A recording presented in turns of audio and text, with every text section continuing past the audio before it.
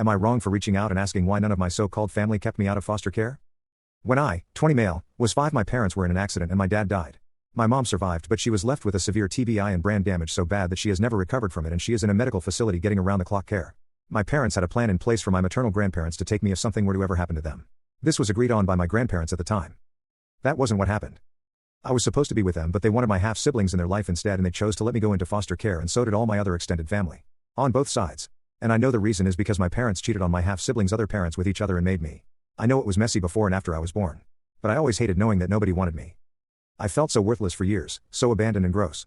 5-year-old me didn't really understand then. I'd heard the fights and it didn't make sense to me back then. It was when I got older and I remembered those fights again that I processed what it meant. But I still didn't think it should mean nobody in the 4 living grandparents and 9 living aunts and uncles would take me in. Except that's what happened. I had no contact with any of them. Not any of my half-siblings, or my grandparents or my aunts and uncles. Not cousins either. I never got adopted or found a permanent foster placement either. I wasn't allowed to go see my mom too.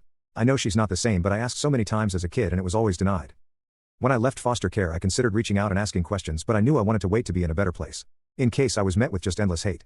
I ended up reaching out in March/April and I DM'd every relative I could find on social media. My half-siblings told me to f*** off and die. I got a reply from one aunt on one side and an uncle who lived with my grandparents on the other. And I was basically asked by all of them why I was reaching out and trying to shame them for making the decision right for them, and did I know what they had to lose by taking me in. It confirmed that my half-siblings wanted nothing to do with anyone who kept me. That the grandparents who said they'd take me never intended to and always knew they'd let mom down in the end. So they lied and left my parents thinking I'd be taken care of instead of giving them the chance to ask someone else. I left it alone after those replies, but then I got some more angry DMs from the 2 who responded telling me I had no right to take my anger out on them. This was weeks after I sent the DMs and they replied and I said nothing after.